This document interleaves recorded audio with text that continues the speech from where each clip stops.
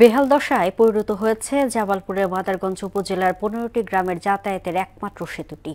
ঝুঁকিপূর্ণ সেতুটি দিয়ে প্রতিদিন হাজারো মানুষ পারাপার হলেও দৃশ্যমান মেরামতের উদ্যোগ নেই।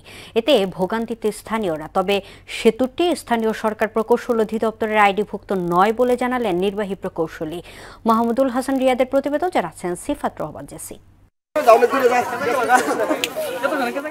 জামালপুরের মাদারগঞ্জ উপজেলার বালিজুড়ি ইউনিয়নের আতমারি, নাংলা, গায়েব, কাজ্জারচর ও ফুলজুর সহ আশেপাশের বিভিন্ন গ্রামের একমাত্র সেতুটি বর্তমানে চলাচলের অনুপযোগী। এতে ভোগান্তিতে হাজারো গ্রামবাসী। এলাকাবাসী স্বেচ্ছাশ্রমে প্রতি বছর কাঠের ব্রিজ তৈরি করে চলাচল করে। তবে বর্ষা মৌসুমে তলিয়ে গেলে ঘটে বিপত্তি। দীর্ঘদিন সংস্কার না হওয়ায় সেতুটির অধিকাংশ কাঠ পচে বড় বড় গর্ত তৈরি করেছে। ফলে প্রতি মুহূর্তে দুর্ঘটনার ঝুঁকি নিয়ে চলাচল করছে সব শ্রেণী পেশার মানুষ। এলাকাবাসীর অভিযোগ, প্রশাসন সেতু মেরামতের কার্যকর কোনো পদক্ষেপ নেয়নি। এই ব্রিজের কারণে অনেকেই এখন আপনার ওই এলাকাতে 15টি গ্রামে আত্মীয়তা করতে তারা পিছুপা হচ্ছেন।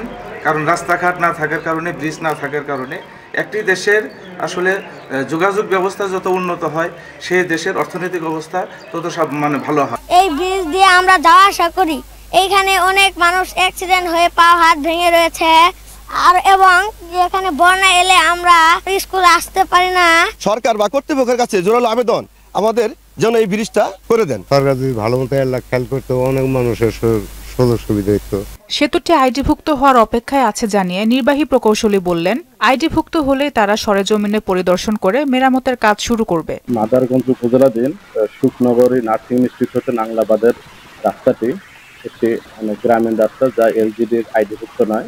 ইতিমধ্যে এলজিডির মাধ্যমে উচ্চ রাস্তার আইডিকরণের প্রস্তাব সদর দপ্তরে প্রেরণ করা হয়েছে এবং আইডি টেস্ট সম্পন্ন হলে পরেই যে ব্রিজের যে প্রস্তাবিত স্থানে সরেজমিনে পরিদর্শন করে ব্রিজের প্রস্তাব সদর দপ্তরে প্রেরণ করা। ভোগান্তি লাঘবে সেতু মেরামতে দ্রুত উদ্যোগ নেবে কর্তৃপক্ষ, এমনটাই দাবি এলাকাবাসী। সিফাত রহমান জেসি, মোহনা সংবাদ।